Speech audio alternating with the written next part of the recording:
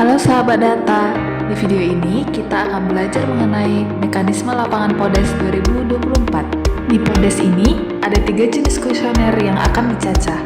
Yang pertama adalah PODES desa yang akan dicacah oleh pencacah atau biasa disebut dengan PCL. PCL merupakan pegawai BPS Kabupaten Kota atau mitra. Setiap PCL akan mencacah sekitar 7 desa kelurahan.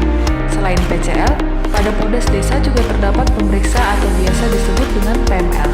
PML merupakan pegawai BPS Kabupaten Kota. Setiap PML bertugas mengawasi sekitar 3 PCL. Yang kedua adalah PODES kecamatan. PCL PODES kecamatan diutamakan adalah pegawai BPS Kabupaten Kota. PCL kecamatan akan mencacah 1 kecamatan. Setiap PCL kecamatan akan diawasi oleh seorang PML kecamatan yang merupakan pegawai BPS Kabupaten Kota. Yang ketiga adalah PODES Kabupaten Kota. PCL PODES Kabupaten Kota adalah pegawai BPS Kabupaten Kota, ketua tim, penanggung jawab PODES 2024 yang akan mencacah 1 kabupaten kota. Mekanisme lapangan PODES 2024 secara umum terbagi menjadi 3 bagian, antara lain persiapan, pendataan, serta pengawasan atau pemeriksaan dan monitoring. Tahap persiapan diawali dengan melakukan koordinasi dengan pemerintah daerah terkait kegiatan PODES 2024. Setelahnya, perlu dilakukan alokasi wilayah tugas untuk PCL dan PML, kemudian mencetak dan mendistribusikan surat pernyataan legalisasi data. Sebelum turun lapangan, petugas PODES juga perlu melakukan instalasi dan sinkronisasi aplikasi pendataan PODES 2024. Tahap pendataan diawali dengan kunjungan ke kantor desa kelurahan, camat, atau bupati wali kota untuk melakukan wawancara dengan aparat yang meliputi menanyakan tentang surat pemberitahuan penyelenggaraan kegiatan PODES 2024 beserta data pre-pendataan yang telah dikirimkan sebelumnya dan mengajukan pertanyaan sesuai kuesioner.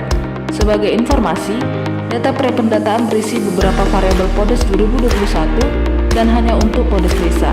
Sedangkan PODES kecamatan dan PODES kabupaten kota tidak terdapat data pre-pendataan. Jika kuesioner belum terisi lengkap, maka petugas harus melakukan kunjungan kembali, baik ke berbagai narasumber atau dinas, atau jika diperlukan melakukan kunjungan langsung ke lapangan. Proses ini dilakukan terus hingga seluruh pertanyaan dalam kuesioner terisi lengkap. Saat kuesioner sudah terisi lengkap, petugas kembali melakukan kunjungan ke kantor desa kelurahan, camat, atau bupati wali kota untuk melakukan konfirmasi atau finalisasi data yang telah diperoleh serta melakukan penyelesaian data dengan meminta tanda tangan pada surat legalitas. Setelah itu, petugas melakukan foto dan upload surat legalitas dan melakukan submit data. Bagaimana jika ditemukan desa kelurahan baru? Jika terdapat desa kelurahan baru yang belum ada di master desa pada aplikasi pendataan PODES 2024, maka petugas perlu mengisikan form identifikasi desa kelurahan baru dan kemudian mendata desa kelurahan baru tersebut secara PP. Form identifikasi dan kuesioner PP yang telah terisi kemudian di-scan dan dikirimkan ke Direktorat Pengembangan Metodologi Sensus dan Survei serta Direktorat Statistik Ketahanan Sosial melalui email. Tahap pemeriksaan lapangan PODES 2024 dilakukan oleh PML, BPS Kabupaten Kota, dan BPS Provinsi. Alur pemeriksaan PODES Desa 2024 ini dimulai dengan PCL melakukan submit wilayah tugas yang telah selesai dicacah melalui KEPI yang kemudian akan diperiksa oleh PML melalui KEPI. Jika masih terdapat hal-hal yang perlu diperbaiki, maka PML melakukan reject sehingga data akan kembali ke PCL untuk diperbaiki. Namun, jika data sudah dianggap baik, maka PML melakukan approve sehingga data selanjutnya akan diperiksa oleh admin kabupaten kota melalui PC. Admin kabupaten kota bisa melakukan reject jika data masih perlu diperbaiki dan melakukan approve jika data dianggap sudah baik. Ketika admin kabupaten kota telah melakukan approve, maka data akan masuk ke server pusat. Admin provinsi harus melakukan pemeriksaan data namun tidak melakukan proses approve reject data.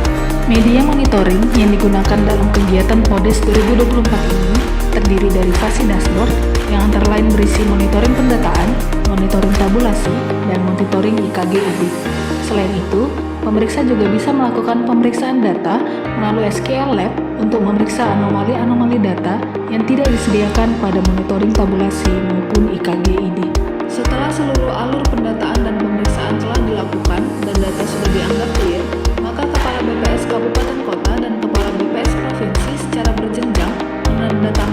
keterangan persetujuan data untuk kemudian dikirimkan soft file-nya ke Direktorat Statistik Ketahanan Sosial. Sahabat data, sekian video ini. Sebagai